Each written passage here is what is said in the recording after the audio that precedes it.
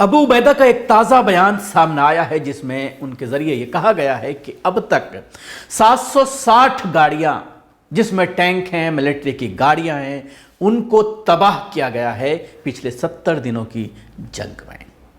और जिस तरह की खबरें अब आ रही हैं उसमें, जैसा कि मैंने कल भी आपको बताया था अपने एक पैकेज में, कि किस तरह से अब इजराइल इस चीज़ पर राज़ी हो गया है कि कुछ दिनों के लिए जंगबंदी की जाए, लेकिन हमास बार बार अपनी बात पर अटल है कि हम मुस्तकिल जंगबंदी चाहते हैं। इसके अलावा गज़ा के एक मकान के अंदर विस्फोटक में 7 इजरायली सेना के लोग, जवान जो है वो मारे गए हैं और 40 के करीब घायल बताए जा रहे हैं, जिनमें से 6 की हालत नाजुक बनी हुई है। इसके अलावा गोलानी ब्रिगेड को 60 दिनों की लड़ाई के बाद गाजा से वापस बुला लिया गया है। ये बड़ी खबर है, अभी की ब्रेकिंग न्यूज़ है कि गोलानी ब्रिगेड जो बहुत ही पावरफुल माना जाता है, 60 दिनों तक गाजा में इन्होंने आतंक मचाया है, लेकिन जिस तरह से इनके बहुत सारे फौजी, इनके साथी जो है वो हमास के ज़रिए मारे गए हैं और लगातार इनको निशाना बनाया जा रहा है, गोरिल्ला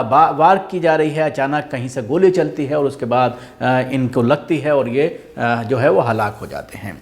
और इससे कहीं ना कहीं इजराइल को ज़बरदस्त नुकसान हुआ है और मजबूरन इस ब्रिगेड को वापस बुलाया गया है। इसी ब्रिगेड के कई वीडियो वायरल हुए हैं जो फौजी ये कहते हुए नजर आए हैं कि हमें यहाँ पर मरने के लिए भेज दिया गया है, हमें कोई पूछने वाला नहीं है, कोई हमारा पुरसाने हाल नहीं है, हम अचानक किसी मकान में दाखिल होते हैं और फिर हमें मौत के घाट उतार दिया जाता है, यानी हमारी मौत यहाँ पर हमको लेकर के आई है। इस तरह के वीडियो कई बार इनके ज़रिए जारी किए गए हैं। अब इससे पूरी टीम को वापस बुलाने का यही मकसद है कि जो बहुत ज़बरदस्त विरोध इजराइल में हो रहा है कि हमारे फौजी लगातार मारे जा रहे हैं। हालांकि अभी तक सरकारी आंकड़ों के हिसाब से अगर देखा जाए तो मानने को तैयार नहीं है इजराइल के उनके हज़ारों फौजी मारे गए हैं।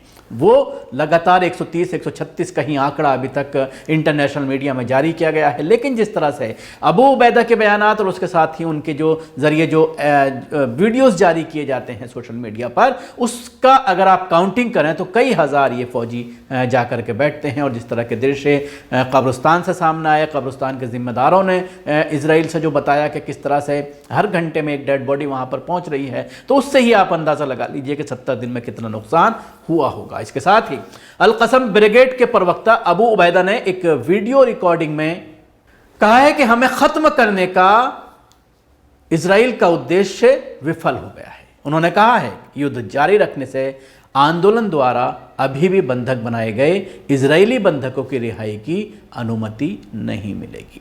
इस बीच गुरुवार को अल कसम ब्रिगेड ने 3 इजरायली बंदियों की वीडियो क्लिप जारी की है, जिसमें कहा गया है कि इजरायली सेना की गोलीबारी में इनको मौत हुई है। अल कसम द्वारा पोस्ट किए गए वीडियो में 3 कैदी एलिजा टोल्डानो, निक पिजर और रॉन शर्मल शामिल हैं। पिछले हफ्ते इजरायली सेना ने घोषणा की थी कि इन 3 कैदियों के शव मिल गए हैं। ये 3 युवक गाजा इलाके के शुजाया कॉलोनी की एक इमारत से अपनी शर्ट उतारकर बाहर निकले।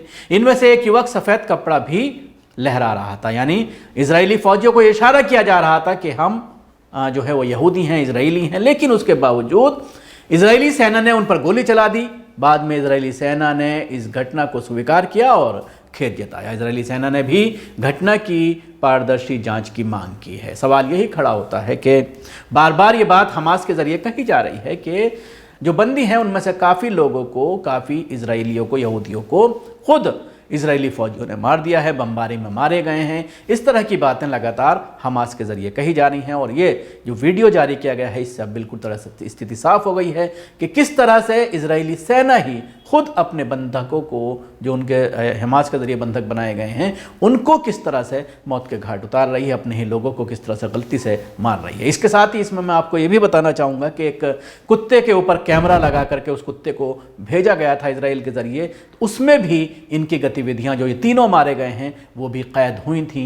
बाद में कुत्ता भी जो है वो मारा गया था, लेकिन जब उसका कैमरा रिकवर किया गया इजरायली फोर्सेस के ज़रिए और जब उसकी जाँच की गई तो उसमें इन तीनों लोगों का, जो इजराइल के नागरिक थे, इनका भी वीडियो उस कैमरे में दिखाई दिया है। तो कहा जा सकता है कि बड़ा नुकसान इजराइल का हो रहा है। शुक्रिया, आपको हमारी कोशिश कैसे लगी ज़रूर बताएं। हमारे यूट्यूब चैनल को सब्सक्राइब करना ना भूलें। इसके साथ ही बेल आइकन ज़रूर दबाएं। अगर आप ये वीडियो फेसबुक पर देख रहे हैं पेज को लाइक करें, उसके साथ ही फॉलो भी करें। धन्यवाद।